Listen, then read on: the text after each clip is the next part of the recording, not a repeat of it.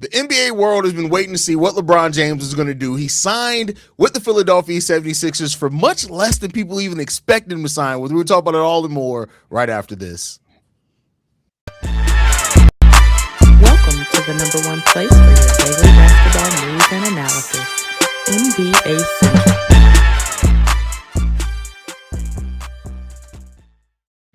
What's going on, basketball fans? Welcome to another episode of the Full Court Podcast. I'm joined by Bobby today. Bobby, I literally just dropped today's daily episode too before the news dropped. Like, it literally just finished uploading right when the news dropped.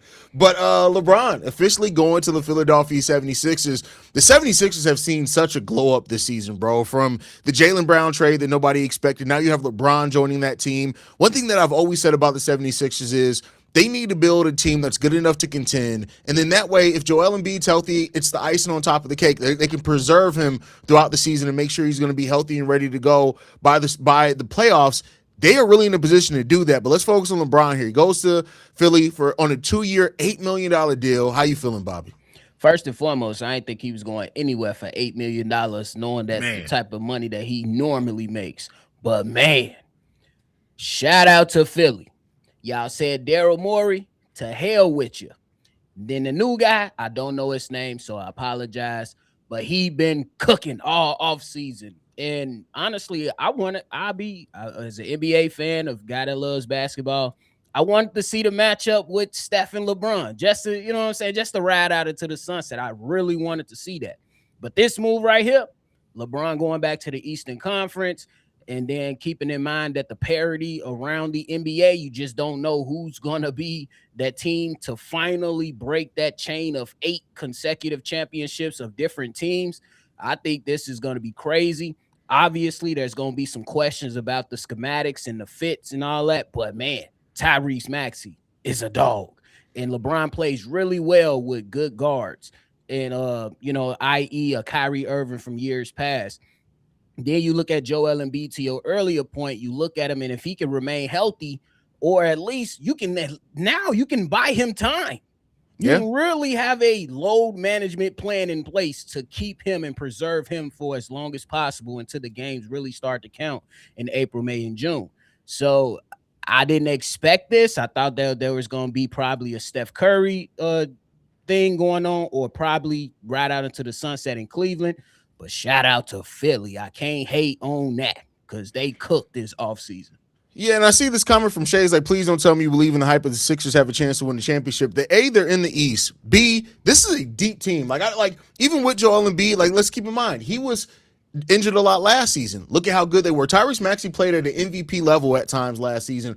On top of that, you now have also Jaylen Brown there, who's going to give them some two-way upside, as well as that. Their center position, even without Joel Embiid, they have a solid center rotation. I'm not saying it's amazing, but they have a solid center rotation even without that. You add that, you have Adem Bana, you have Johnny Broom as well, VJ Edgecombe, who's going to probably see a second-year leap in this. Also, like, this is a really good basketball team. And let's not forget, they added LeBron James in the draft too, a scorer off the bench, man. It's crazy. He was cooking in summer league. Yeah. Bro, I think that it's going to be fun to watch, man. And I honestly, like, when you start to break down the schematics of it all, it kind of makes the perfect sense at this point.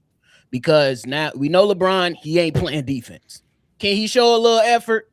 Yeah. But he ain't doing it on a consistent 82-game season. Probably will ramp it up in the playoffs. But the Warriors didn't have this defensive tenacity that these Sixers can put out there against other teams. The Miami Heat, they got a lot of problems they still got to work through for a complete situation. Minnesota was mentioned, but I don't necessarily think LeBron wanted to go there. And shit, you right there in Philly, man. You right there in Philly. I think it's real interesting. I absolutely think they're going to be championship contenders now, for sure. Yeah. And I'm not saying they're the favorites or anything. You got to wait to see how the team's going to look like actually playing, right? Like, it's way too early to crown them. But in the Eastern Conference with that much depth, they also added Anthony Simons, Dean Wade, really good role players, which we know that you have to have really good role players in depth to be able to move forward. Like, Philly slowly but surely has cooked this offseason, bro. They have really cooked this offseason, man. Absolutely. And this allows LeBron James to pretty much just pace himself through the season. We know Tyrese Maxey can average 30 points per game. We know Joel Embiid, when he's healthy, he's definitely at the upper echelon of bigs out there. And you have a proven dog and champion and finals MVP and Jaylen Brown, who's now coming into this season with a chip on his shoulder because of the disrespect. After already leading the Boston Celtics without Jason Tatum to a top 4 record in the East last year.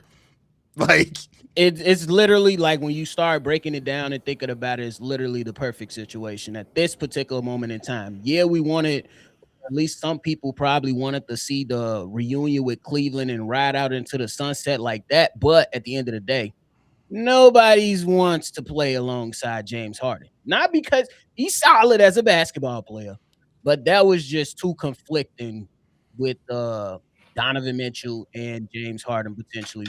I don't think he's signed yet.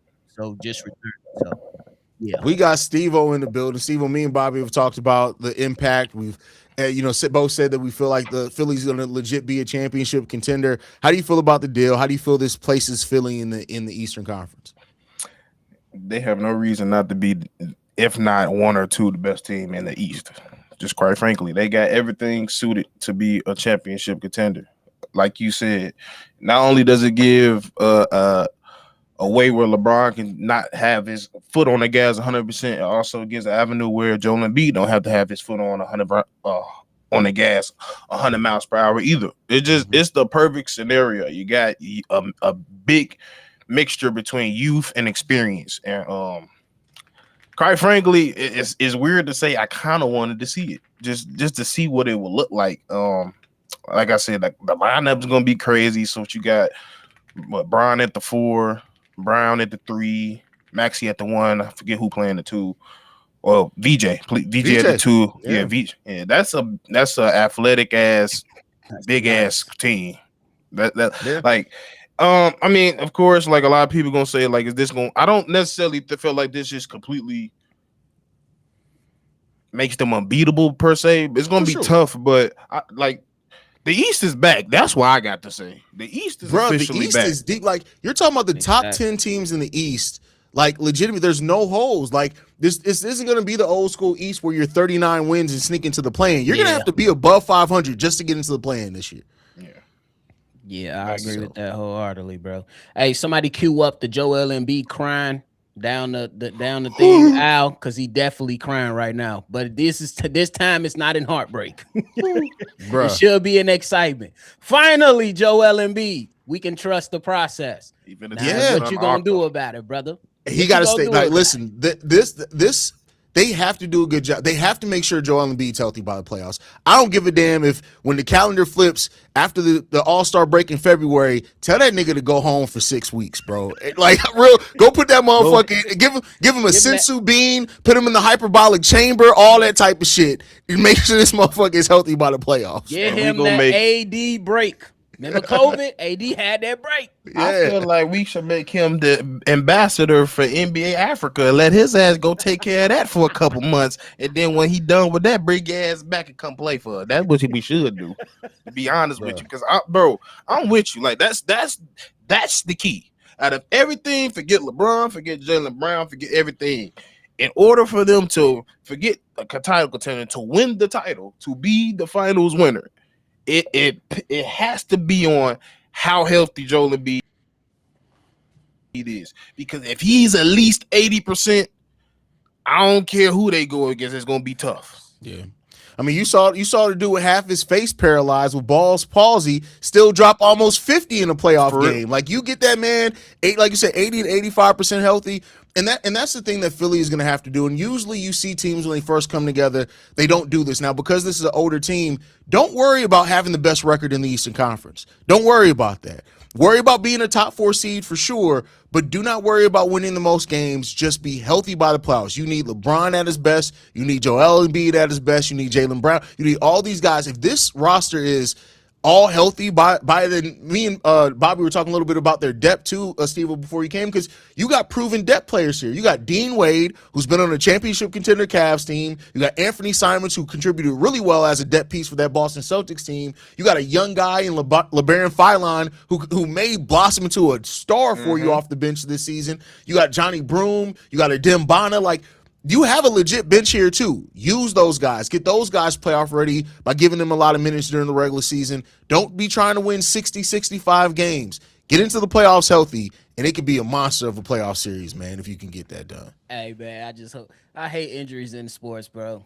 I just hope everybody could be as healthy as possible, because once we get to playoffs, this shit is gonna be wicked. It's gonna be crazy around the NBA, bro. Yeah, we're in an exciting times right now. Real talk, for sure. Yeah, I'm definitely looking at, like, they got bench depth, especially guard depth. The wing, they may have one of the best outside of the wing stop with the New York Knicks. They may have the best wing rotation in the Eastern Conference.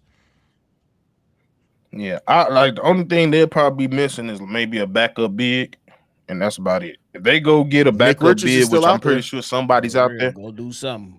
That's perfect.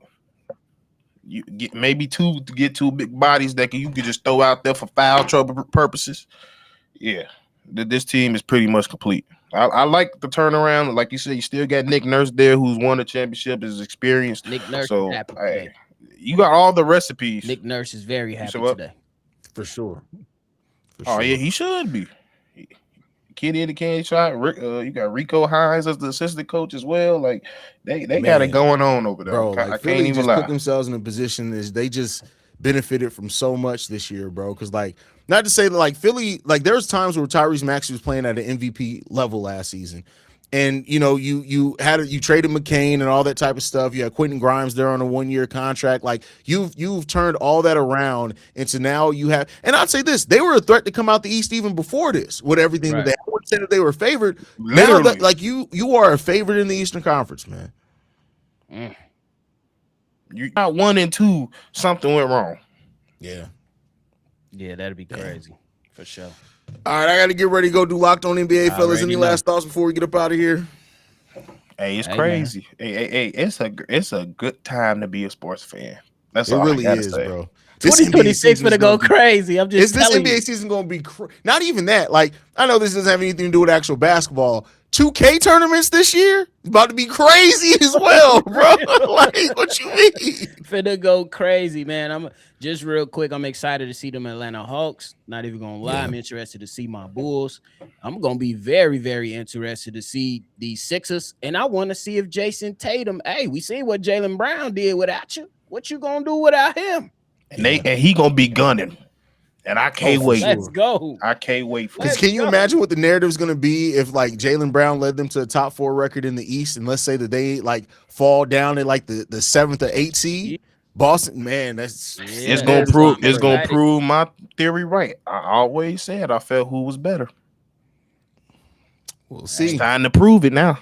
We'll see. We want to thank y'all for tuning in. Sorry I had to cut it short. I got to go take care of some business, but I'm sure this is not the last time we're going to talk about this. We're going to have to all get together and do a standing in the Eastern Conference conversation, because the East has changed a whole hell of a lot. But we want to thank you guys for tuning in. Hit that subscribe button, like the channel, all that good stuff. We'll see y'all in the next one, y'all.